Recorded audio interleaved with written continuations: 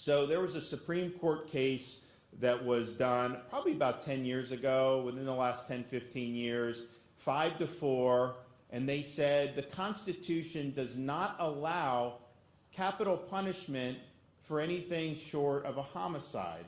And the problem with that is you know, you have some of these sex predators that will abuse these very, very young children, do it habitually, and I'm just thinking to myself, you know, you're ruining those kids' lives. These are innocent kids. Sometimes these are like 6, 7, 8-year-old kids.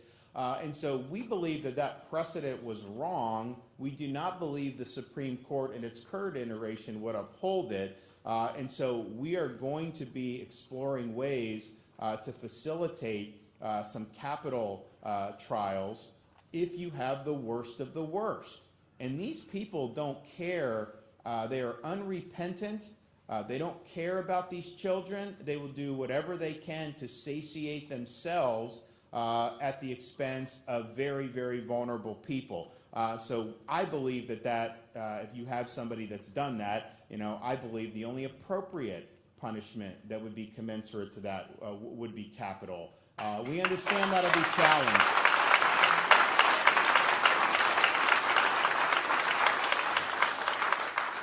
We understand that it'll be challenged, but I think it's right to be for us to challenge. I think a decision that wasn't well thought out, was very narrowly decided, and I don't think would be upheld when you're talking about some of the worst of the worst. And so, you know, there's certain crimes where you just, like, if you read about your stomach starts to turn and you think about it, and I don't think it's just like I'm sensitive because I got a 6, a 4, and a 2-year-old at home, but I think that's everyone feels that way when you see this.